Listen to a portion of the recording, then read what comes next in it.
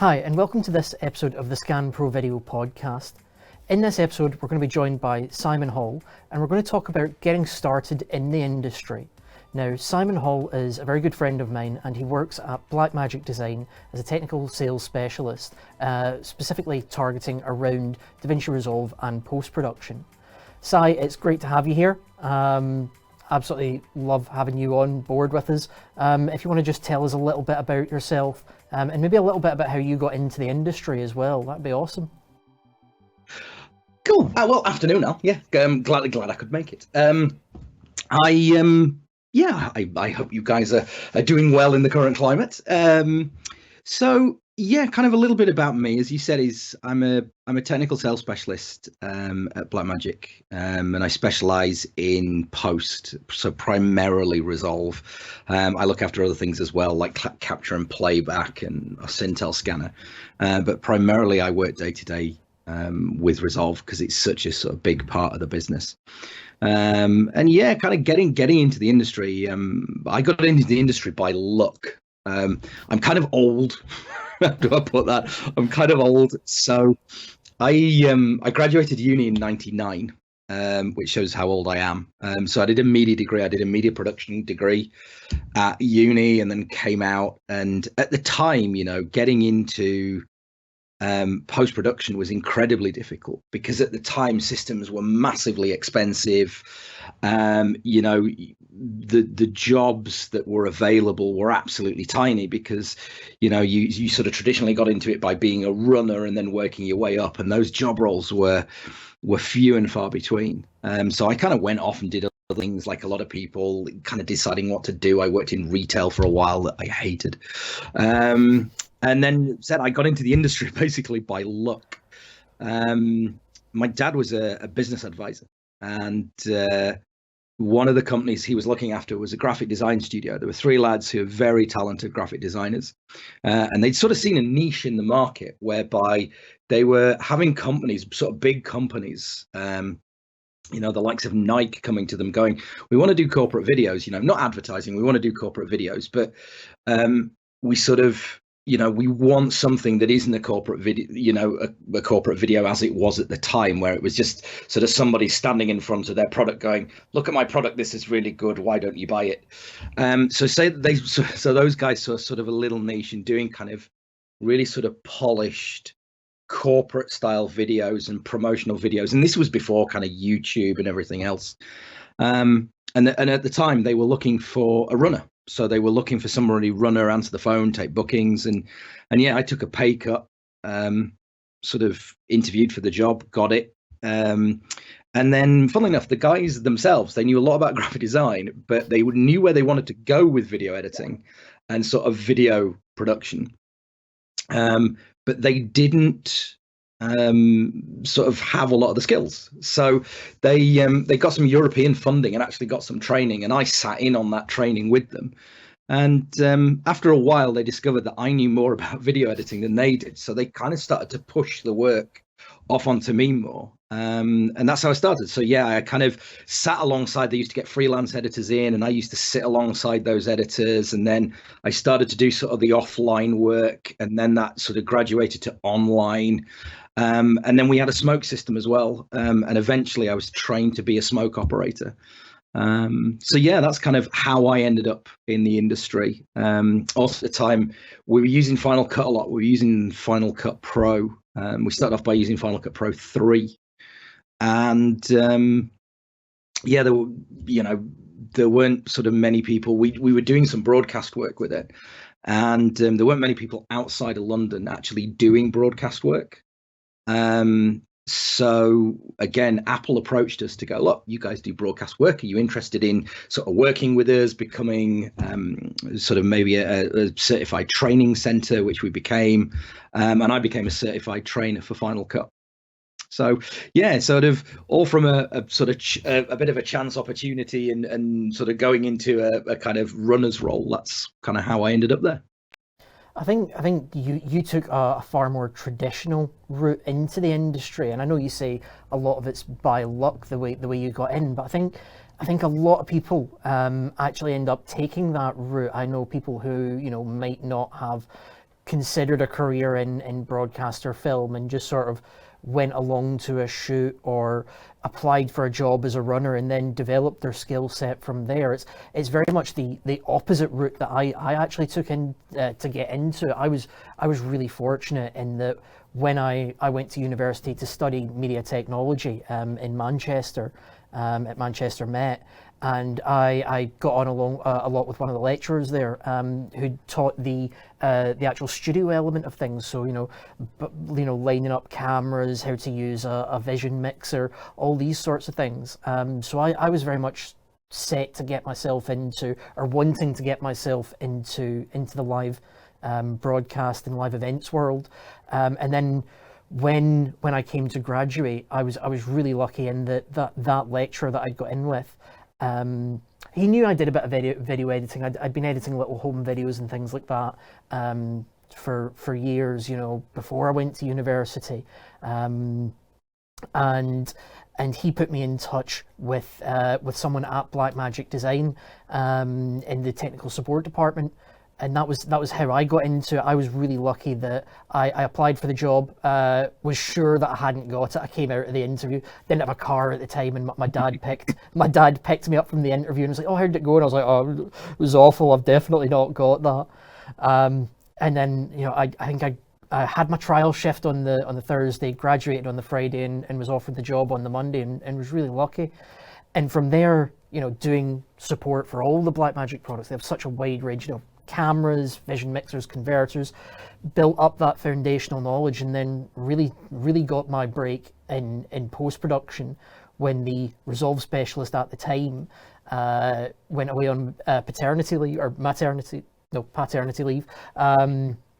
that was it. I got my chance, looked into Resolve, and then really sort of forged my path there. And then I left Blackmagic just over a year ago, set up as a freelance editor and colorist, and have progressed from there. So there's from both of our experience, there's different ways into the industry, and you don't have to be limited in thinking I've got to go to university or I've got to know the right people or anything like that. If you can just get that foot in the door, if it's as a runner, if it's working for a manufacturer, just get that foot in the door and do anything you can, I think is really the way forward with that. Which kind of leads me on to my next question to you, really, which is, once you've got your foot in the door, or even getting to that point, what sort of advice would you give to someone who's seeking a job or a career in this industry, whether it's post-production centric or if it's live events? What are your top tips for getting your foot in the door, and once you've got your foot in the door, continuing to grow and develop? It's an interesting thing, that I think getting your foot in the door, now with the world that we live in, it's so, from sort of, I can't really rely on my experiences, things like YouTube and Vimeo and all that didn't exist. The one thing I would say is, getting your foot in the door. If you really kind of, certainly from maybe a post-production point of view, if you really want to go into post-production, so where you want to be a colorist or an editor or a visual effects specialist, or you want to be a 3D modeler, the first thing I would say is sort of focus on one discipline, unless you kind of want to maybe look at creating your own production company where you may have to do a bit of everything. If you generally sort of want to go into post, maybe focus on one discipline that really suits you, and then you'll learn a lot about that one, and again, it'll just make you a little bit more focused. And then the other thing as well is, if you want to be, for a colorist, for example, shoot some stuff, shoot some video, offer to grade things for other people. I know a lot of people who've graded things for free, just to show off your skills, and then that becomes something for your showreel that you can put on YouTube. And then again, you've then got something tangible, you've then got something you can show people. That's sort of one of my advices to get your foot in the door, is, first of all, decide what you want to do. And then this sort of advice sort of follows on in, really get to know your subject. because Al, you and I have both been in this industry quite a long time, and I think we're the same in the fact that I never stop learning stuff. This is the whole thing: is you never ever stop learning stuff. Certainly when I was in the industry to begin with, you'd kind of maybe do some corporate editing during the day, but then of an evening I'd sort of stay behind and do cool things like play with particle emitters in combustion and just kind of learn the bits that really interested me. So it takes commitment, especially once you got in the foot in your door. Just take every opportunity to learn from other people, to learn yourself, because ultimately, you never stop learning. And in our industry, it kind of goes along at a pace. So you're always having to you're always having to sort of learn things, even from my point of view at Blackmagic, I've known Resolve for a long time, but then we introduced Fairlight into it. And I really, I'm not an audio expert. But I had to get to know the nuances of Fairlight, and then we put Fusion in. And it had been a long time. Last time I used a node-based compositor was Shake from Apple, and so I had to kind of get my head around node-based compositing again. So there's always something to learn, and that's the one thing I'd always say to people is never stop learning. Be a sponge, absorb everything you possibly can. And the great thing is, with YouTube and online training courses, there's so much information out there now that's really accessible. That was, again, 10, 15 years ago, it was impossible to get that in sort of information, or very, very difficult. That'd be the one thing I'd always say to people is decide what you want to do, but once you're there, never stop learning. Yeah, I completely agree. I mean, even little things when I was building my showreel, years ago, Blackmagic had an internal film competition, and I offered to grade that because you were the director and the editor for that one, and I pretty much begged you to let me grade that so that I could add it to my showreel as well. So it's those little things, those little tips, and the point that you made about never stopping learning, and even earlier when you talked about sitting in on the video editing training that the graphic designers were getting, but you joined in on it. I think that's really good advice. Never actually stopping learning. I was on a webinar a couple of weekends ago with him, and many sort of listeners might know him, a gentleman called Walter Volpato, the colorist on Dunkirk, on Star Wars. A really impressive colorist, and he was holding a webinar on it was like 4:00 on a Saturday afternoon, and most people at that point just want to switch off and relax, but I dragged myself along to it, and sitting there and listening to someone who is at the top of his game, his respective field, it makes you realize that there's still a lot to learn. There's still, even like you said, we've been in this for years, so even when you think you know everything, you don't. There's still more to learn, and it's never a bad thing to not know something, as long as you then have the drive to go out and learn it after the fact. I think that's a really important one. Another thing that I'd suggest to people, and I did this when I was getting into the industry and I was really young. Obviously, it's very difficult at the moment with the pandemic on. There aren't any trade shows, but when things open up again, and you get the chance, the trade show I'm going to mention doesn't exist anymore. It was one called BVE North, and it was a broadcast trade show held in the north of England, held in Manchester.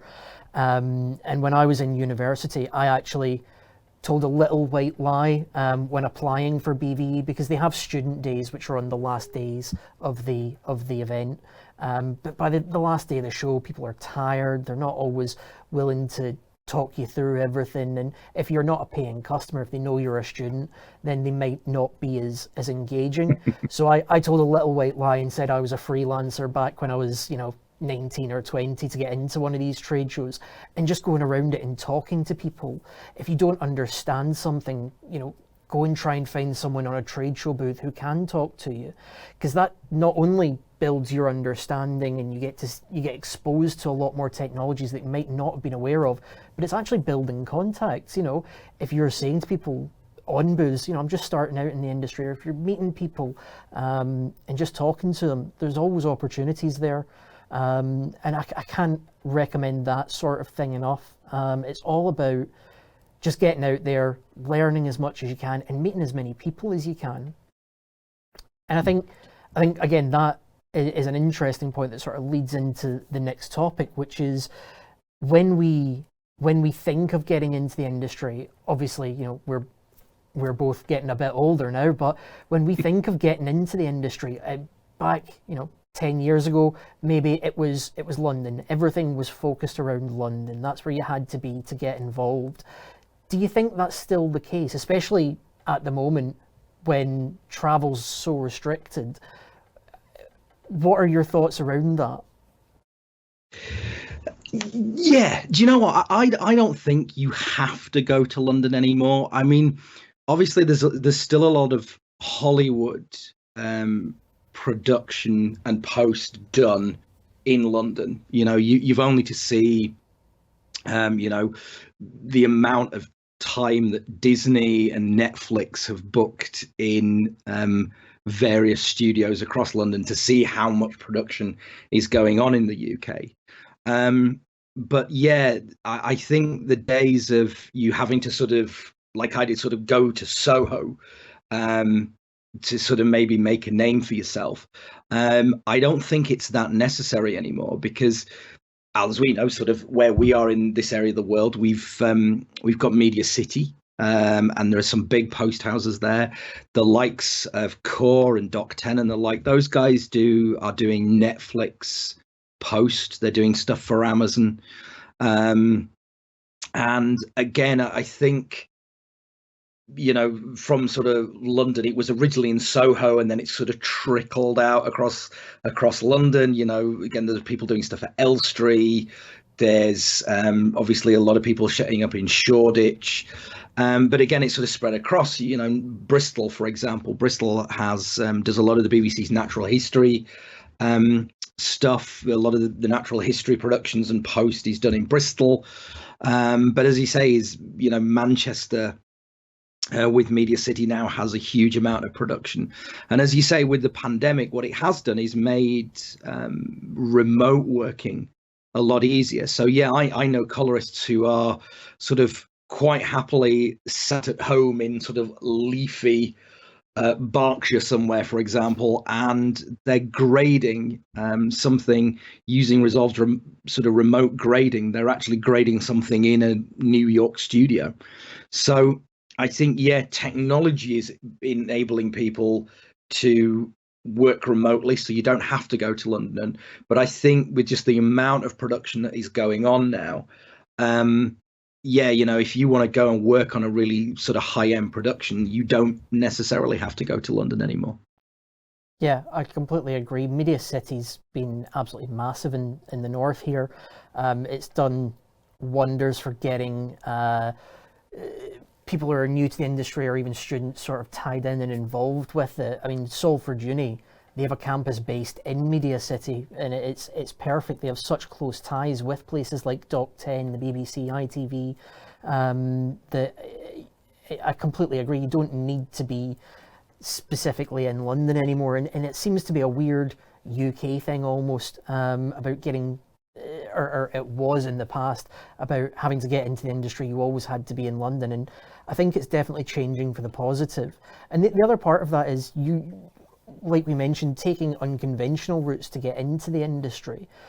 The rise of YouTube and these sort of streaming platforms has led to such an explosion in terms of video content being created that you don't have to go and work for one of these major broadcasters to get your foot in the door. You don't have to go and work for the BBC or ITV or somewhere like that.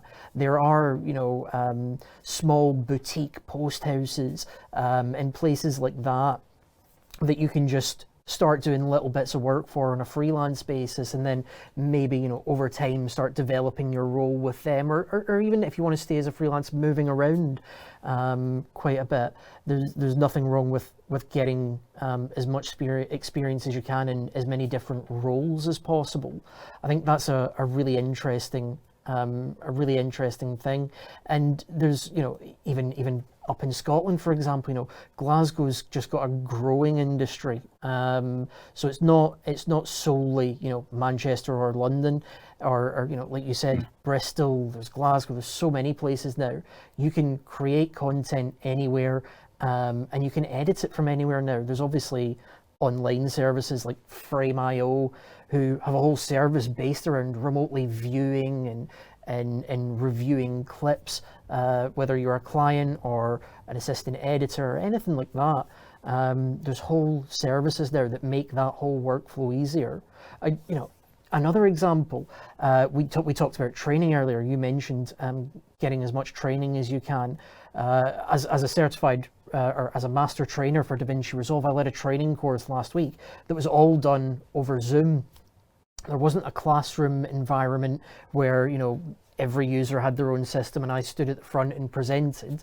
I was able to present that sort of training online. So there's always something that you can do. There's always ways that you can make that sort of thing work. And it's not just about being online or anything like that. The other thing is making what you have work in terms of the equipment you have. We all wish we could start out with, a 12K Ursa Mini or an Arri Alexa, but those aren't feasible for people getting started in the industry. So I wanted to sort of pick your brain around, do you feel, or something that gets sort of leveled around a lot when people are trying to get better and create new images, is always, oh yeah, well, you've just got a better camera, or well, you've got those lenses, or something along those lines.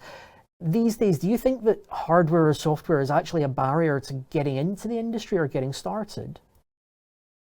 No, I don't. I can't see it being a barrier anymore. As we know, Blackmagic do a free version of Resolve, and it does sort of 95% of what the studio package does, and that's free. You can go and download that and start using it straight away, and the editing tools, the color correction tools are available to you, so you can make you can get sort of a polished, finished article. You can grade your content so you can get the exact look that you want. You've basically got a tool there where you can be very, very creative and actually get a polished image. Now, as you say, you're always sort of reliant on the quality of material you get to start with. But again, you look at the cameras that are available now. Blackmagic, we do a pocket 4K camera. It's, what is it, £1,300, which is quite a lot, but it is a camera that shoots RAW. So, you can shoot images with a large dynamic range, a huge amount of color depth in it. And so therefore your images coming out of that camera, again, learning how to frame shots, how to focus, how to do things like pull focus, knowing about lenses, that's,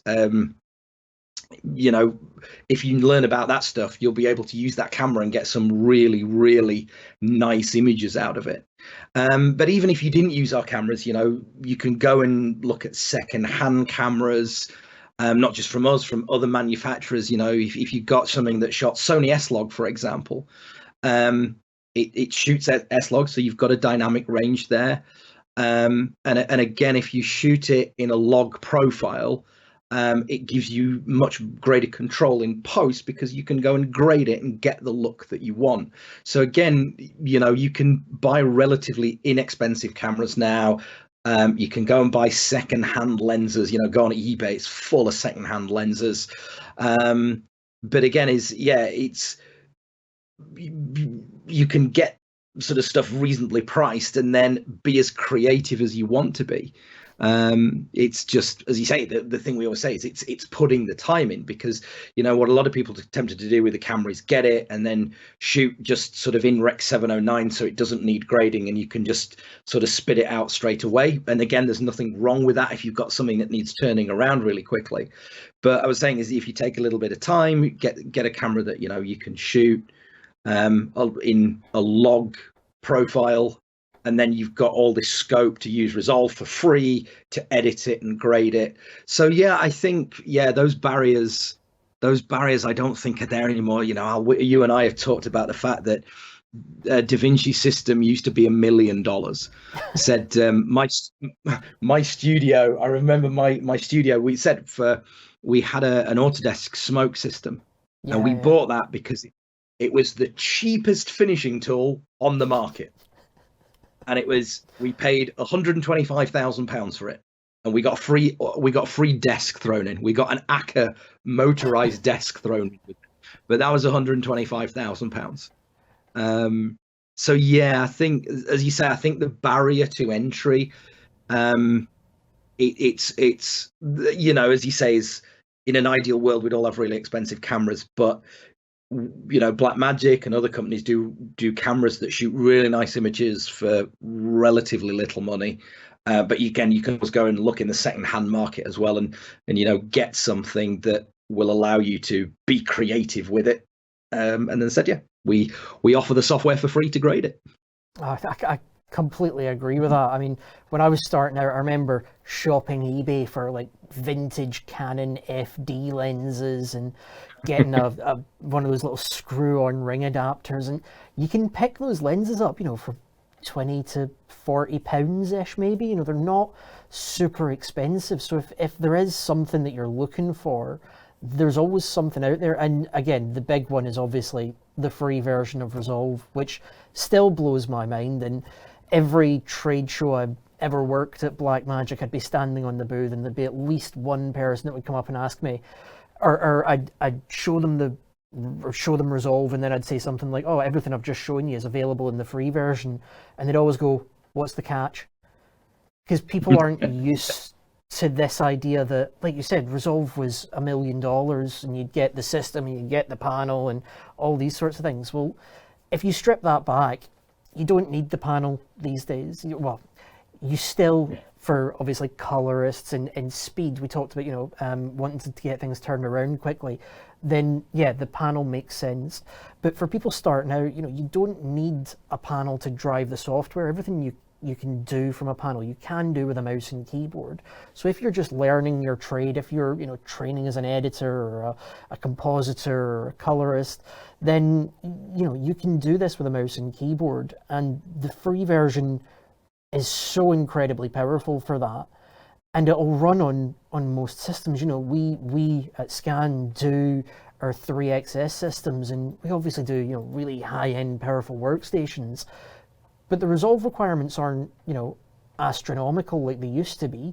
Any sort of mid-tier gaming system these days would be good enough to run a really quick 720 or 1920 by 1080 HD edit through. So really, there's such a lower barrier of entry that it's crazy. And one of the things that I always have been saying to people since it was announced was, if you are ready to make that jump, if you're ready to go from, say, you've been using the free version for a year or two, you feel like you've got it under control, you might be starting to get a couple of jobs in here or there, and you're thinking, I'm going to make the jump to the studio version. Well, there isn't really a better time at the moment, because you get the speed editor with it as well. So really, I still find that incredible that there's a piece of hardware as handy and useful as the speed editor that just comes for free with the software, and it's a perpetual license. It's not like I have to renew it every year or pay a subscription fee. Once I own it, and I can just carry on working. So it's the limitations are so fewer compared to what they were in the past getting into it. That it's so accessible, and I think that's also in part what's probably led to a rise of YouTubers, or not YouTubers, but people making content on any social media platform these days, is the fact that it's so accessible, and especially over the last year, we've seen how big a part of our lives streaming is. I mean, think back to the beginning of lockdown. Everyone was talking about Tiger King, and then it just built from there. So we consume so much content that it's only natural more people are going to want to go and make that content as well. Yeah, this is that. I can't believe that. You're right. Tiger. It seems like forever ago, but Tiger King was at the start of lockdown last year. It seems like forever ago. But this is the whole thing. You're right. It's the fact that, as you say, the software's there, and there is this kind of misconception that, as you say, Resolve needs a hugely powerful machine to run, and it doesn't. If you kind of know how to set the machine up, you can run it on a laptop. It doesn't have to be brand new. You guys, Scan, you guys built us some 3XS laptops that are I want to say they're about 4 years old now, and they still run Resolve absolutely fine. Because we continue to, they've got NVIDIA graphics cards in, and NVIDIA continue to update the drivers that work with Resolve. So again, as you say, you're not kind of going, I've got to go and spend like £20,000 on a machine, and then like 3 years later, you're sort of looking at it going, I'm now going to have to replace all the components in that, or just bin it all off and start again.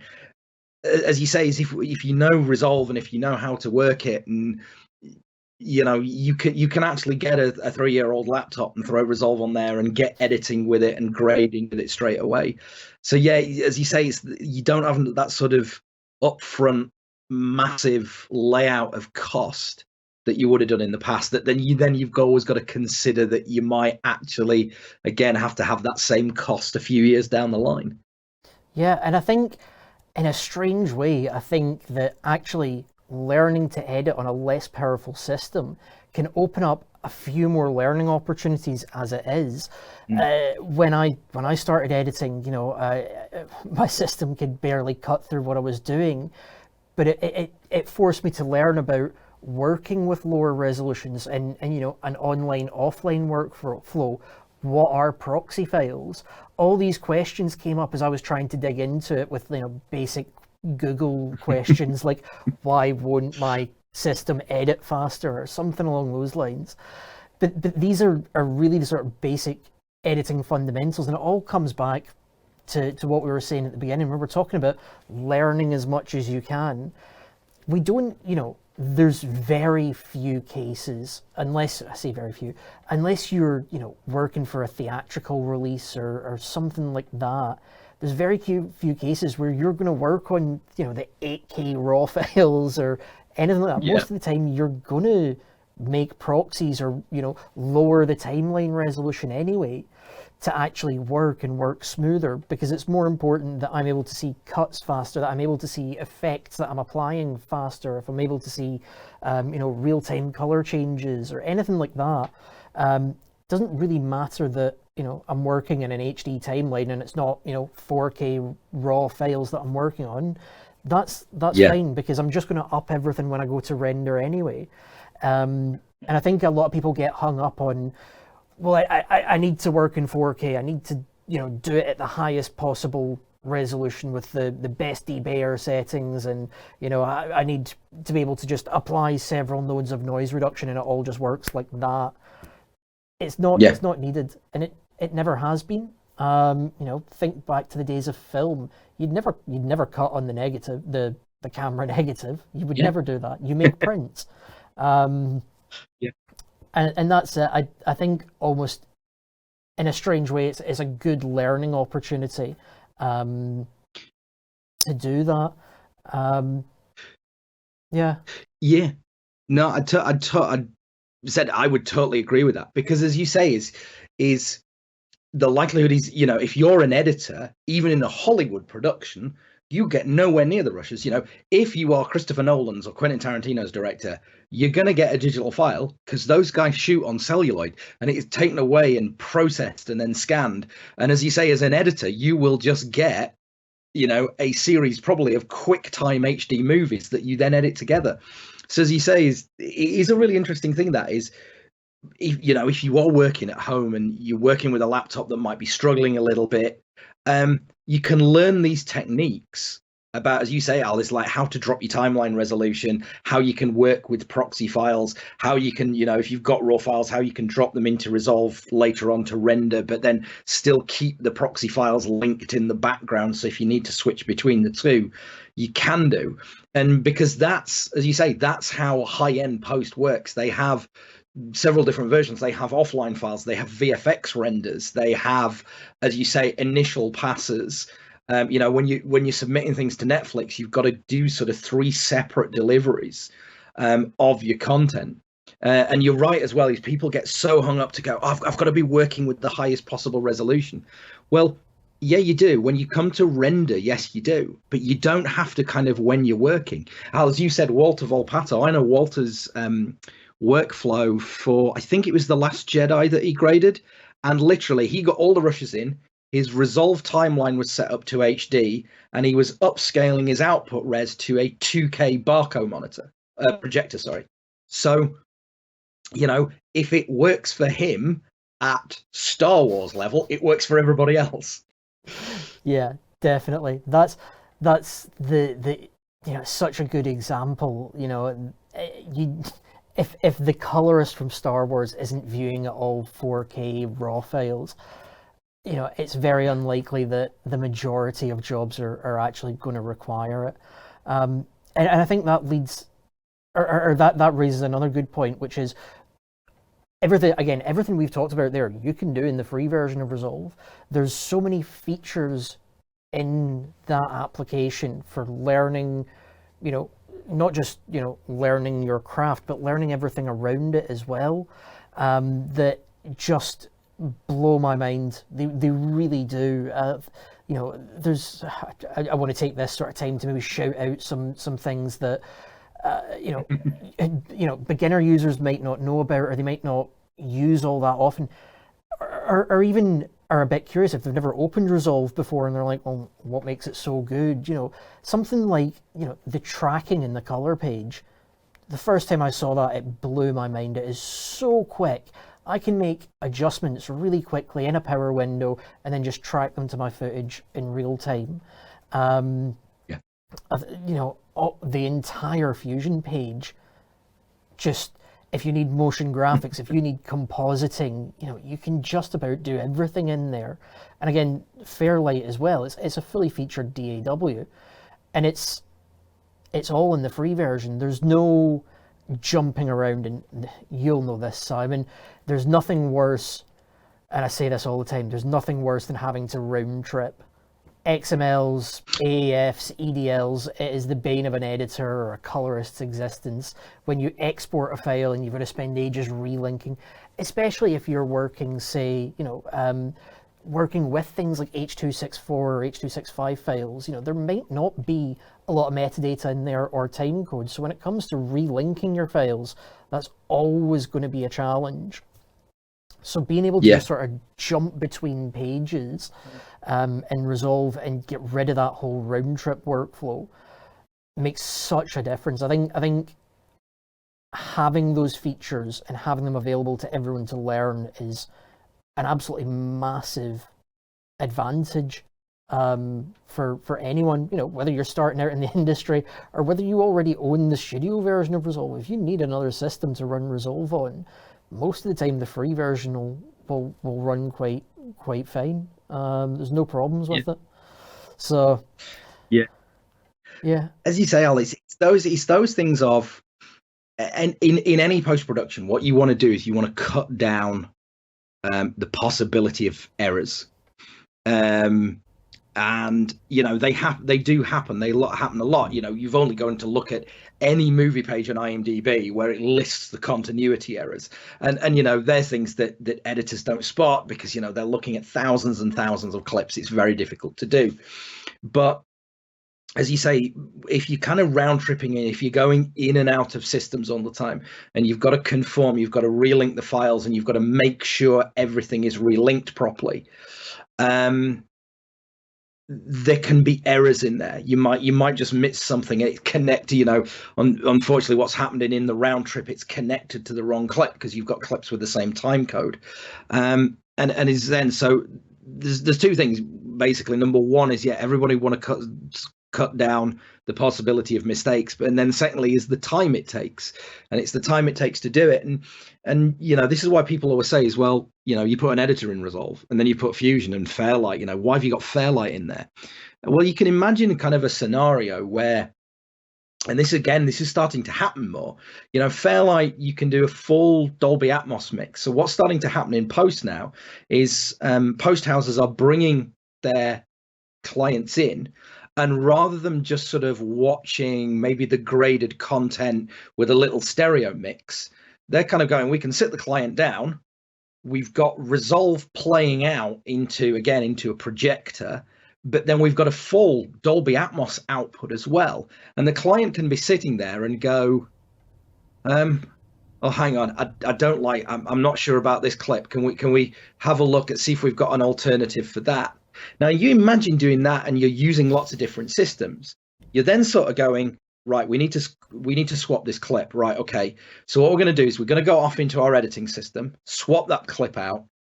We've then got to take the XML or AAF back into Resolve, do a color trace to trace all the grades over. We've then got to go and grade that one clip that we've replaced. And then what we've got to do is we've got to make sure everything's correct.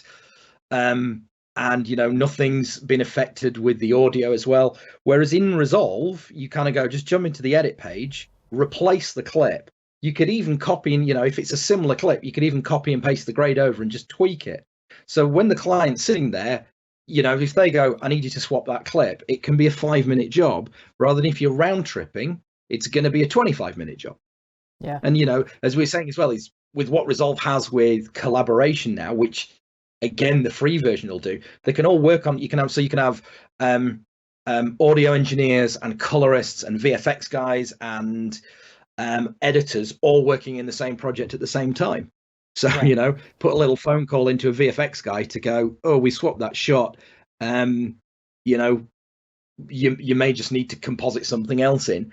They can be doing it, but they can still be viewing the next scene in the suite. So yeah, that's the thought processes behind it, is this joined up thinking that ultimately saves you time, cuts down errors. Totally. And I think another thing to think of is it's not always guaranteed that the same facility will be doing everything. They might not be doing the edit, the grade, the VFX and the audio.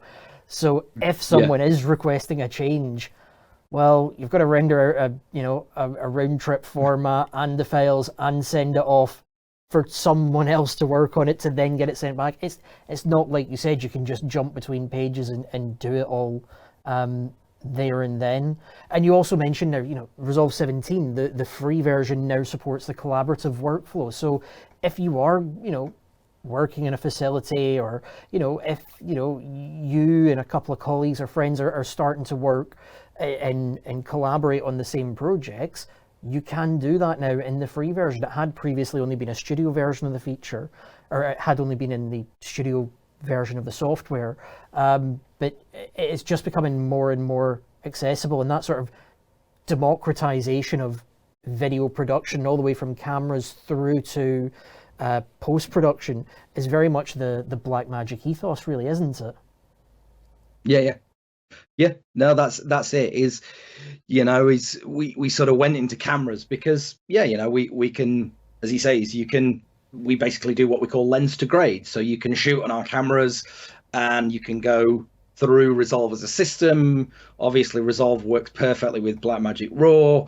You've got the capture and playback devices, so you can hook up like a mini monitor, say if you're using a laptop remotely, or you can go and grab an Ultra Studio box or a DeckLink card and monitor. And as you say, because with us you can go from lens to grade, it cuts down on the complications. Resolve understands exactly what it's been sent from the camera. We understand our own color science. So if you shoot log, you can use things like the DaVinci Resolve color management, so you can map the color to your deliverable color space, but you're still working with all the color profile. And as you know as well, Al, working 32-bit in Resolve, you're not losing any color fidelity, you're losing no information from the image when you grade. So yeah, it's that whole idea again. It's that whole thing of you've got control from lens to delivery. Yeah, and that's so important, I think, for control over the whole image. But before we turn this into a DaVinci Resolve, fluff piece, let's take a look at some more stuff. We were talking about, how to get into the industry and how we went about it. And well, we didn't. We talked about how we got in. But one of the things is, and we haven't had to do this for a while, I guess, but it's where would you start looking for work these days?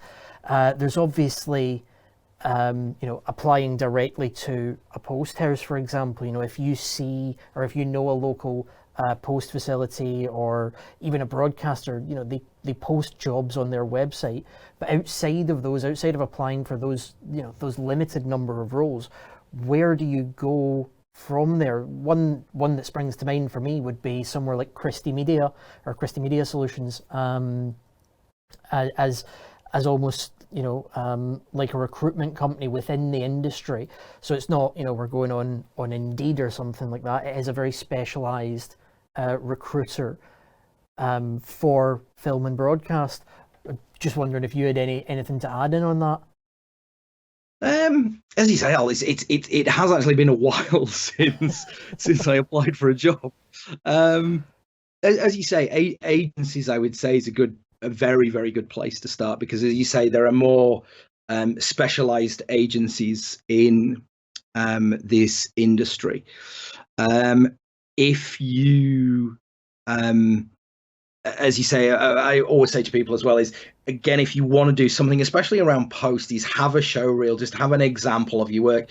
Even if you've just done 3 or 4 things, it's good to have an example. As you say as well, LinkedIn, LinkedIn is a good place to go, because, if you get to know people on LinkedIn, obviously, like everything else, LinkedIn, there are big media communities, but, you can put links to your show reel.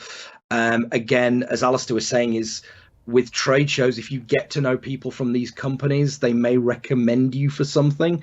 I know quite a few people have sort of been offered jobs that way, by sort of getting to know certain companies and then sort of asking for recommendations. And off the back of that, they've actually been able to get into the industry. I think the other thing as well is, if you've been doing this for maybe a couple of years, so for example, if you've been editing for a couple of years, but maybe want to go to that next level, there are agencies that can help you do that. Said my old company, Soho Editors, has an agency. They said they require editors with a little bit of experience, but if you submit a show reel and you are kind of proficient in your editing system, there are agencies like that who kind of may take you on, and then literally what will happen then is they will put you forward for jobs. So big marketing companies like Saatchi and Mother in London will ring up and go, we need like 4 Premiere editors today. So they'll ring Soho and go, can you get us 4 Premiere editors? And then those guys will contact you, and and those agencies, Soho Editors is just one, and they are London based, but there are other agencies sort of in most major cities now. So that's another way, sort of, if you kind of got your foot in the door and you're at a certain level and you want to move on from there, that's something you can do. But other than that, Al, I think that's kind of said is I mean, I started applying for jobs by writing CVs. Gives you an idea. I used to mail off. Yes, I used to literally mail off, print out your CV and post it. Well, that's it. And something you mentioned in there that I thought was really good is, if you don't have the or it made me think, really, when you're saying, even if you've only got a few bits in your show reel, you can still send it out and look for that work, because something's better than nothing. But if you don't have, a great deal of content, you can edit little bits here and there wherever you can. But if you don't have something, if you've got the opportunity and you've got the time, go and shoot something yourself. I do some filmmaking on the side, but not as much editing and color work. Not as much as the amount of editing and color work that I do.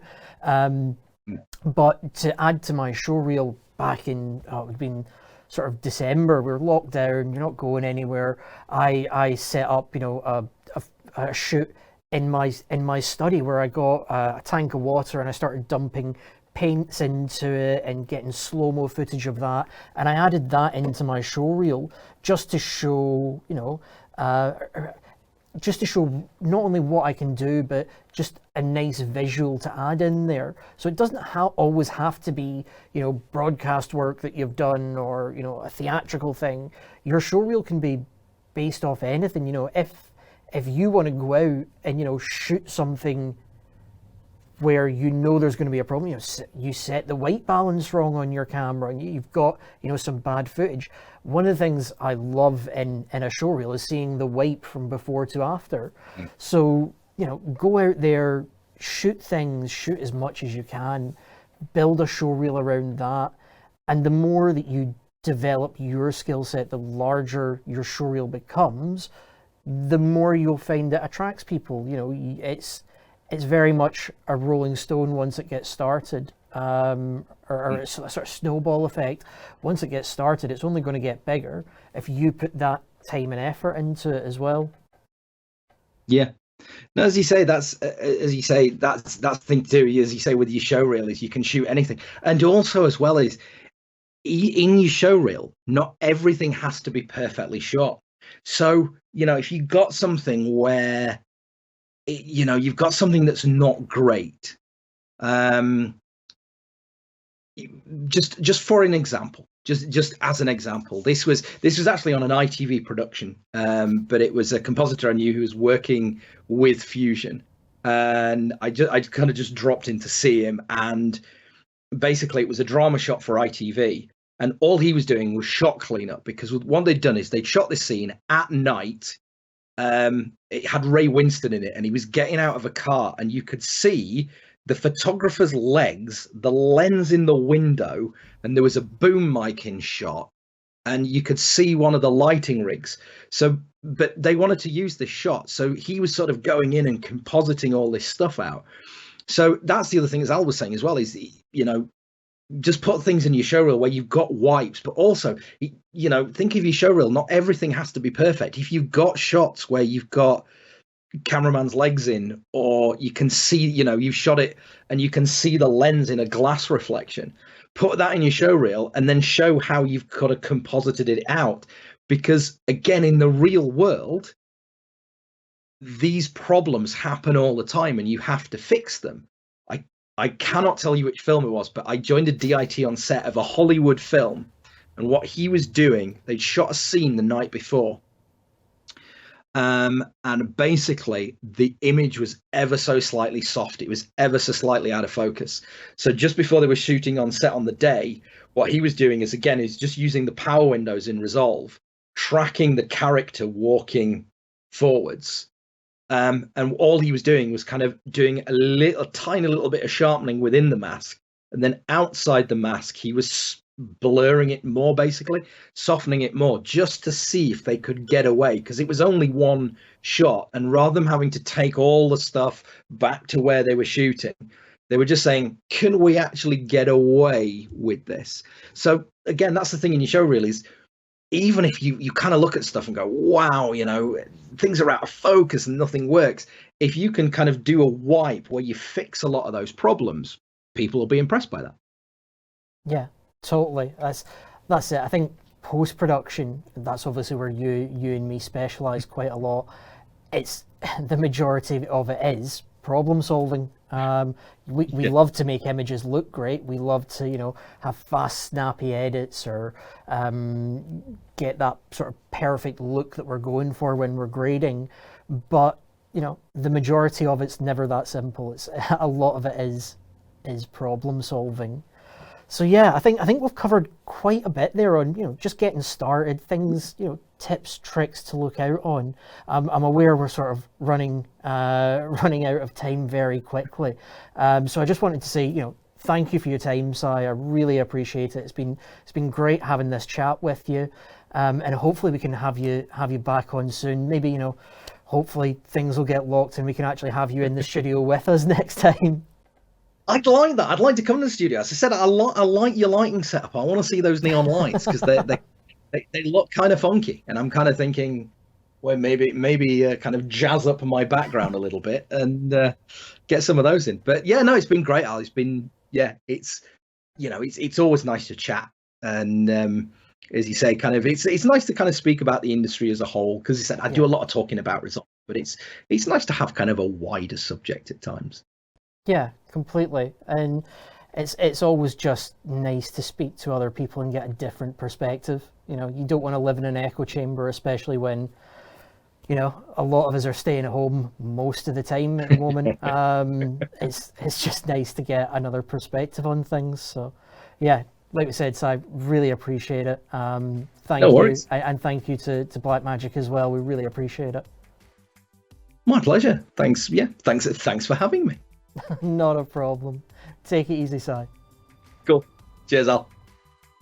If you like that, then we're going to be trying to do a lot more of these podcasts with, you know, people from Blackmagic and other manufacturers, as well as people throughout the industry in general. So stay tuned to the Scan Pro video channel, and we'll look forward to seeing you.